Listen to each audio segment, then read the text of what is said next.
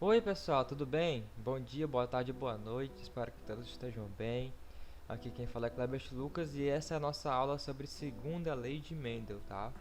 Então nós vamos entender, um pouco dos princípios básicos da segunda lei de Mendel. Vamos ver um pouco dos cruzamentos, vamos ver um pouco como descobrir, como chegar ao resultado dos tipos de gametas possíveis a partir de um determinado genótipo. Então é isso que nós vamos ver na aula de hoje, tá bom? Então, pessoal, o primeiro passo é entender o princípio básico do que é a segunda lei de Mendel, tá bom? Então, vamos ler aqui comigo.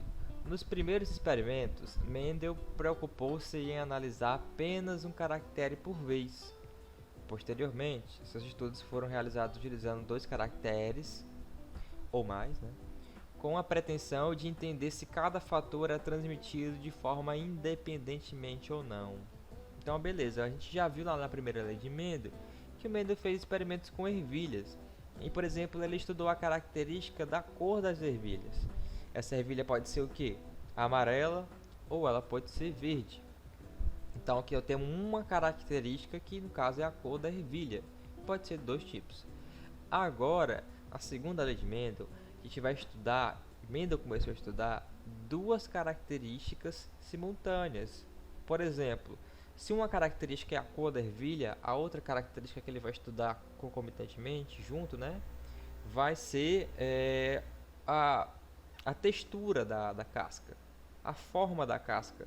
Por exemplo, essa casca da ervilha pode ser lisa ou ela pode ser rugosa.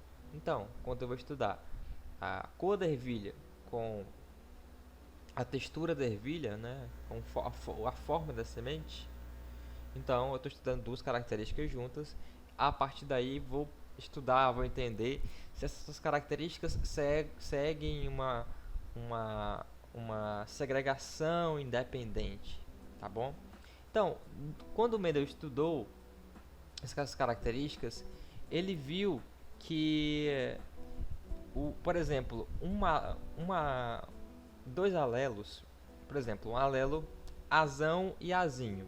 Eu tenho, tem um genótipo, melhor dizendo, tem um genótipo azão, azinho, bezão, bezinho, ok? Na hora que esse genótipo for se segregar, né, para a formação dos gametas, o primeiro alelo, o azão, azinho, ele se segrega independentemente do alelo bezão, bezinho.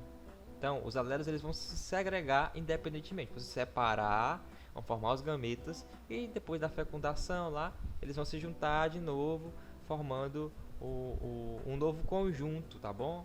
Então, é dessa forma. Por isso, ela ficou conhecida como segunda lei da herança, né? Ou lei da segregação independente por causa disso, e posteriormente passou a ser chamada de segunda lei de Mendel, tá bom, galera? Então, pessoal, mas para ficar mais entendível, vamos usar um exemplo aqui que eu acabei de citar, usando ervilhas, né? Aqui vocês podem ver aqui em cima ervilhas verdes e amarelas, aqui o fruto, né? Enfim, então a gente sabe que, por exemplo, vamos começar aqui. Para a cor da ervilha ser amarela, ela tem que ter o Vzão alguma coisa. Pode ser Vzão Vzão ou Vzão Vzinho, tá bom? Então tem que ter esse genótipo. Vzão alguma coisa para ser ervilha amarela. Para ser ervilha lisa, tem que ser Rzão alguma coisa. Ou Rzão Rzão ou Rzão Rzinho. Para a cor da semente ser verde, lá vai ser Vzão. Perdão, vai ser Vzinho Vzinho, tá bom? Para cor verde. Para rugosa vai ser Rzinho Rzinho, beleza? Então repare que as letras que nós estamos usando, ó, V, R, VR, são referentes às características recessivas, R de rugosa e V de verde.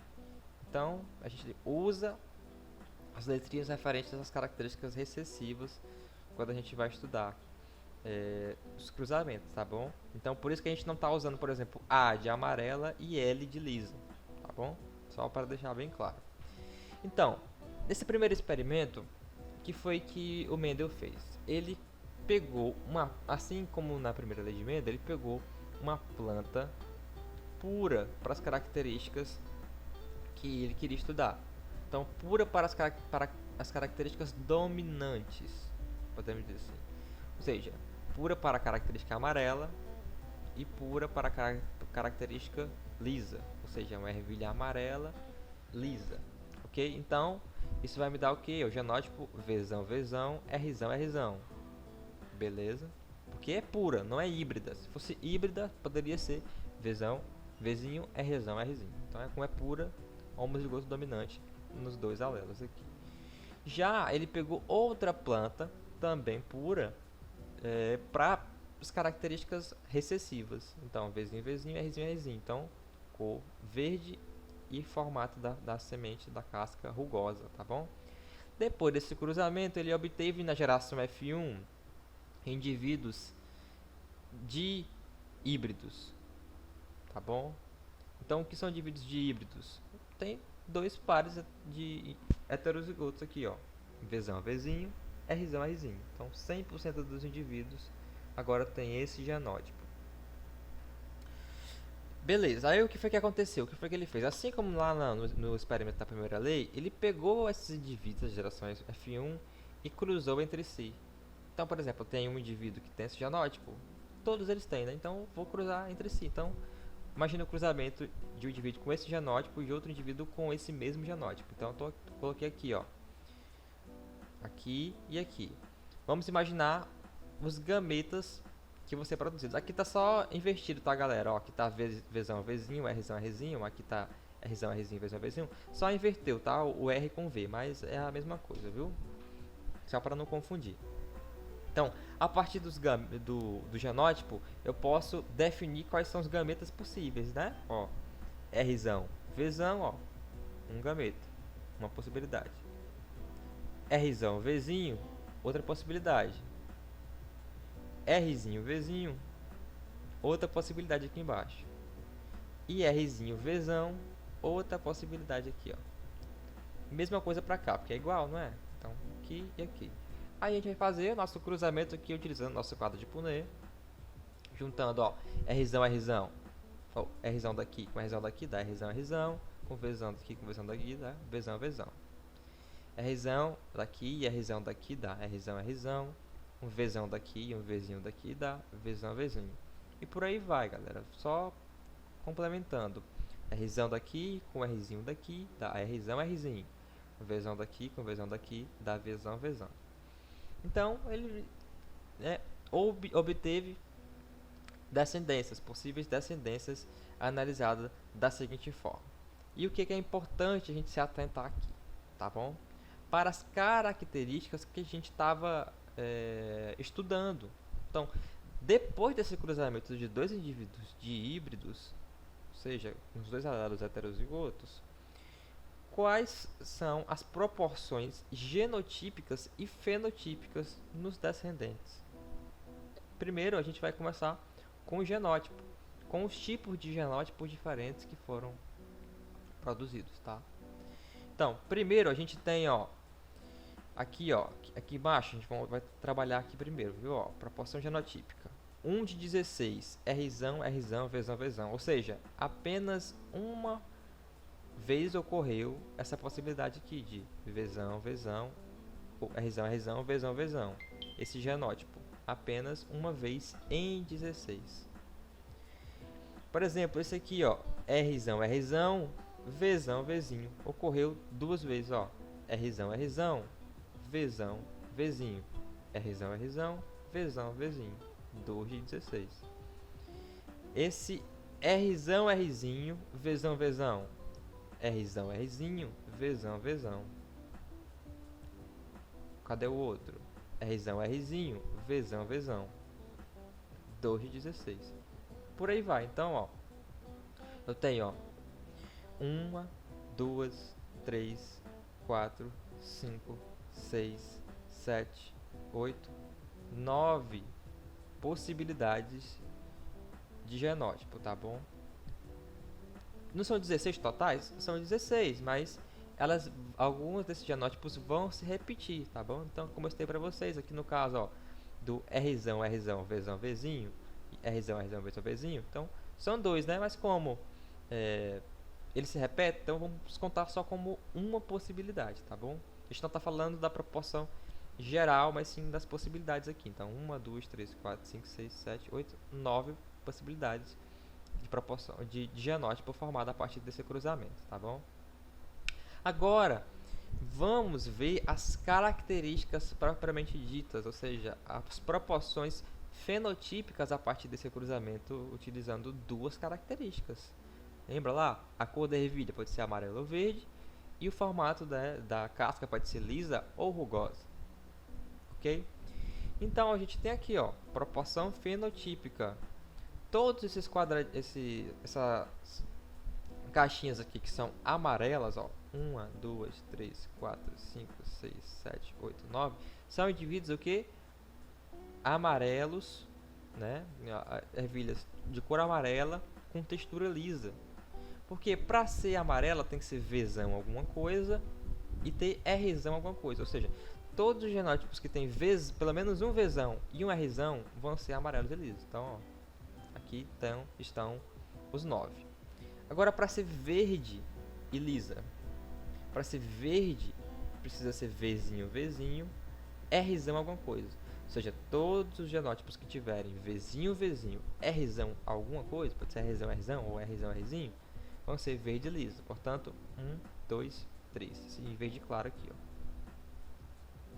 Para ser amarela e rugosa, a semente ser amarela e com textura rugosa, precisa ser o que, ó? Amarela, Vzão, alguma coisa, Vzão, Vzão ou Vzão, Vzinho, e rugosa, Rzinho, Rzinho. Então, ó, dá 1, 2, 3. Enquanto para ser verde e rugosa, nós temos apenas, ó, um resultado aqui, que tem que ser o que? Rzinho, Rzinho e Vzinho, Vzinho, tá bom? Então, apenas um. Então, essa proporção que nós encontramos aqui, ó, é a famosa proporção de Mendel na segunda lei, que é de 9 para 3 para 3 para 1, tá bom? Essa proporção que vai ocorrer nos cruzamentos quando a gente está estudando a segunda lei de Mendel. Essa proporção, ela pode mudar, proporção genotípica, ela pode mudar quando acontece a ocorrência, por exemplo, de alelos letais, quando ocorre, por exemplo, um alelo epistático, com epistasia. Então, isso pode ser alterado. Mas, quando não ocorrem esses casos, a proporção vai ser 3 para 3 para 9 para 3 para 3 para 1. Ok, galera? Beleza, galera. Uma vez entendido isso, agora a gente vai ver algumas informações importantes aqui que vocês vão usar quando forem responder algumas questões.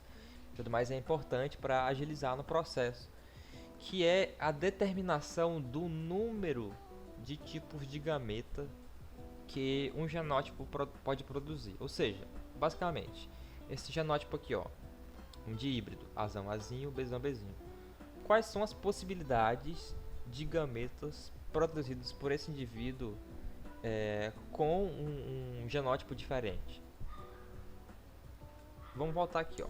Aqui a gente viu que quando a gente foi cruzar os indivíduos aqui, ó, heterozigotos, Rzinho, Vzão, Vzinho, a gente obteve aqui, ó, 4 possibilidades de gametas, ok, ó, sendo, ó, Rzão, Vzão, Rzão, Vzinho, Rzinho, Vzão e Rzinho, Vzinho. Então, ó, esse genótipo possibilita a formação de 4 gametas diferentes, com genótipos diferentes, beleza? Então, mas as questões elas podem cobrar, elas podem pedir muito mais do que apenas 2 pares. Aqui, ó, tem 3 pares, pode ser 4, pode ser 5, pode ser 6, por aí vai, beleza? Então, vai ficando mais difícil se a gente for fazer essa estratégia de ficar contando as possibilidades dessa forma que eu estava fazendo aqui. Então, quando é assim de híbrido, é bem mais fácil, porque aqui, ó, vamos encontrar os mesmos resultados, só que usando agora as letras A e B, tá? Azão, Azinho, Bzão, Bzinho. Aqui eu vou chamar essa forma aqui é um diagrama ramificado. A gente usa para descobrir realmente as possibilidades de gametas. Então, eu tinha Azão, Azinho, então peguei um Azão daqui, eu coloquei aqui, um Azinho daqui, coloquei aqui. Aí eu tenho mais um par, né, ó. O que eu vou fazer? Eu vou distribuir esse par em cada um desses alelos que eu dividi. Então eu vou colocar, ó, um Bzão aqui saindo do Azão e um Bzinho saindo do Azão. Mesma coisa pra cá, ó. Um Bzão saindo do Azinho e um Bzinho saindo do Azinho. Então, juntando, ó, Azão, Bzão, Azão, Bzão, Azão, Bzinho, Azão, Bzinho, Azinho, Bzão, aqui, Azinho, Bzinho, aqui. Então, essas são as 4 possibilidades, beleza, galera? Agora, aqui, ó, vamos fazer a mesma coisa. Agora nós temos 3 pares, tá bom? 3 pares heterozigotos. Então, eu peguei o A, dividi aqui no começo, ó, um Azão aqui, ó. Coloquei aqui o Azinho. O Bzão, Bzinho, dividi e coloquei saindo do Azão, ó. Um Bzão saindo do Azão, um Bzinho saindo do Azão. Um Bzão saindo do Azinho, um Bzinho saindo do Azinho. Agora, para o terceiro par, eu vou dividir ele nesses alelos do B, aqui, ó, no Bzão e no Bzinho. Sempre nessa sequência. Se tivesse Dzão, Dzinho, eu colocaria aqui, ó, um Dzão daqui e um Dzinho aqui, ok? Aí por aí vai. Aí aqui, ó, juntando, ó, Azão, Bzão, Czão, encontro essa possibilidade. Por aí vai, ó, Azão, Bzão, Czinho, essa possibilidade. Azão, Bzinho, Czão, essa possibilidade. Por aí vai. Então tem, ó, 1, 2, 3, 4, 5, 6, 7, 8. Beleza, galera? Mas eu poderia simplificar isso tudo utilizando essa fórmula. Lembra lá da fórmula que nós usamos para identificar, para analisar quais são os possíveis gametas produzidos a partir de um genótipo?